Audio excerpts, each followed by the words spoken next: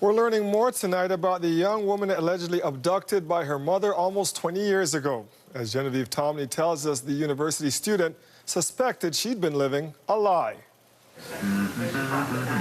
Home movies show a baby girl in her father's arms. These are the last images Joe Chisholm has of his daughter Sigourney. She disappeared at 20 months old, allegedly abducted by her mother, Patricia O'Byrne. Sometimes I wonder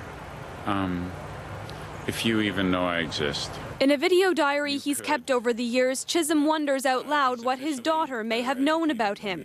Now, police say that even before O'Byrne was arrested in BC last week, Sigourney Chisholm had already learned her life wasn't what it seemed. She had become aware through her own efforts.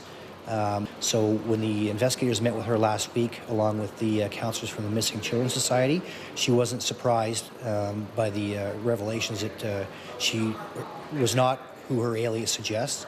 Mother and daughter had been living for some time as Pamela and Thea Whalen. That's how they were known in Victoria, where O'Byrne was ultimately arrested. But police also say they came very close to arresting O'Byrne once before, in 1999, when she was living in the UK. The local constabulary checked an address that we believe she was residing at with her daughter and found that she had left that area days before the officers arrived. Patricia O'Byrne appeared in court briefly today. Her lawyers say there is more to the story. That could come out at her bail hearing tomorrow. So far, we don't know what Sigourney has been told about her father. She's probably going through a real state of shock and trying to figure out where her life is at because her very foundation has been shattered.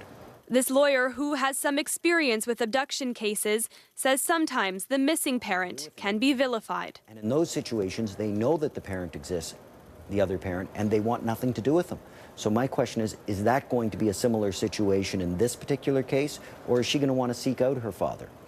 And it's a difficult question.